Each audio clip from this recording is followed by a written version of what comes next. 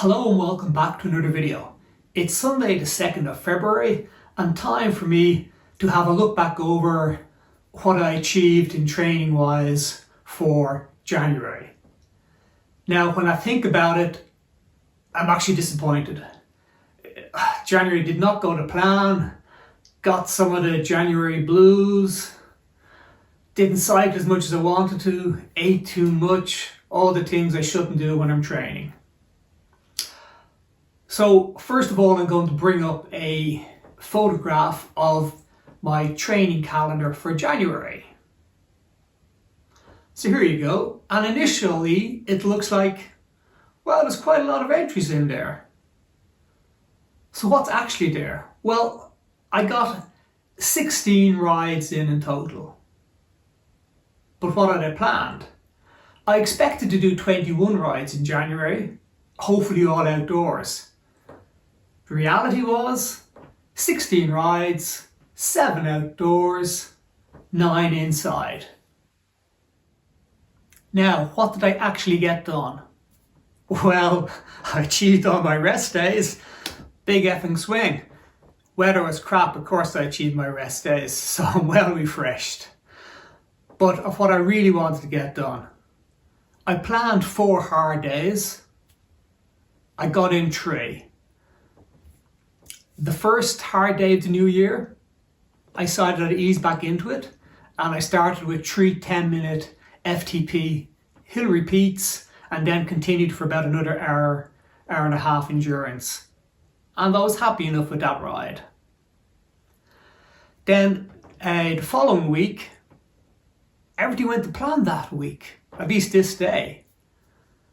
I did 5 10-minute FTP hill repeats and then carried on about another hour and a half just endurance, went back up over the hills towards Glen Cree, down and down to Skerry, and then back home.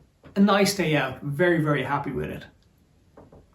And the downside is, when things don't go to plan, I get a bit down.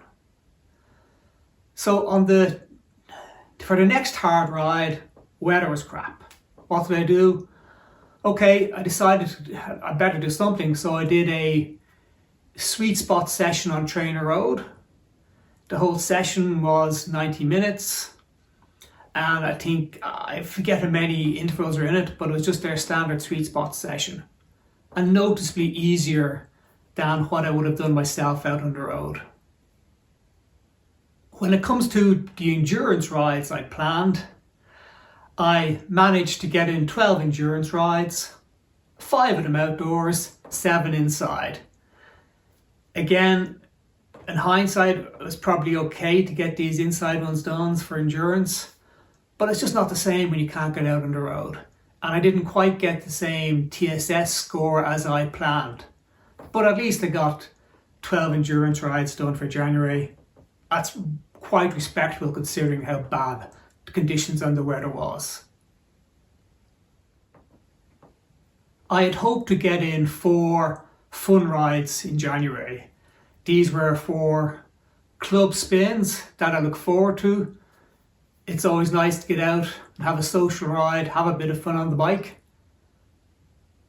Out of the 4 planned rides, 1 of them happened. Why? Well, snow, ice, storms. Just not possible. And I just need to be more realistic about cycling in Ireland. It's January. It's part of the winter. I need to learn that I'm not living in Spain. This is Ireland. Don't get depressed and pissed off when you can't get out on the bike. But that was disappointing. And hopefully in February I'll get more of those rides in. Now I'm going to bring up a picture from Garmin Connect. It's my training status for January. And the main thing I'm looking for here is not overtraining. Yeah, I know it's kind of chances of that in January are very unlikely. But thankfully, as you'll see, I'm pretty much always in the green zone. Apart from the maybe 2 days mid-January where I got in the very good hard session. And then the following day I did an endurance and it was slightly above their green's optimal zone. But thankfully kept inside the acute training load, so no overtraining for me. Now the next picture I want to bring up is from Strava. It's their fitness and freshness graph.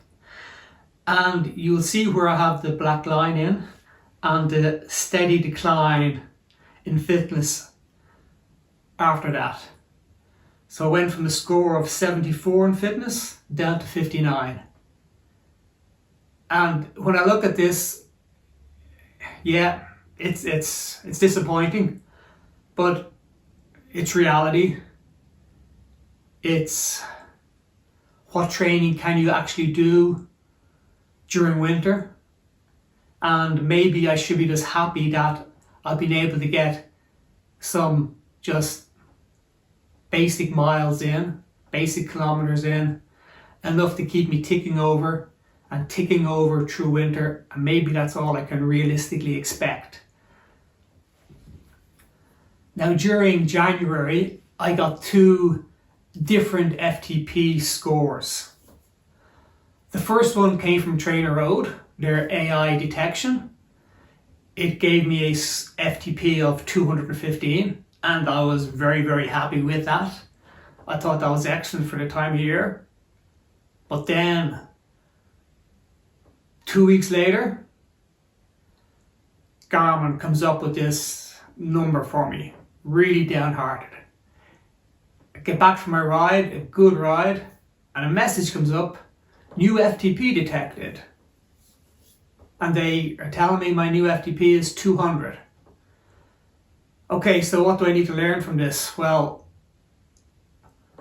have I got wrong data, wrong information loaded on TrainerRoad compared to Garmin? I really just need to follow one of them, because if they're both so different, something's going on.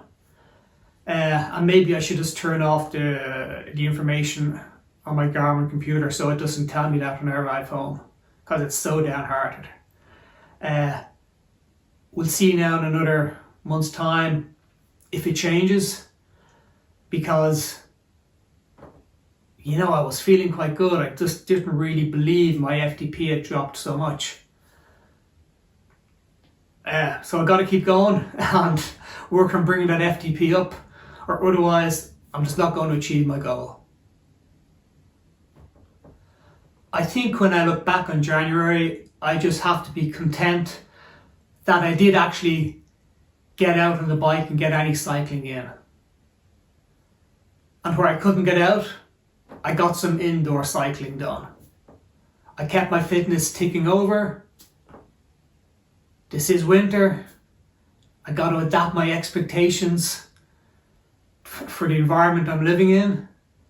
And winter will end, spring will come, and I can start to get back out on the bike and bring up my FTP and get this vision of the goal I want to achieve back in my head, and get the enthusiasm back, and get rid of the winter blues, January blues, and those extra kilos from all the chocolate I've been eating. Okay, until next time, take care.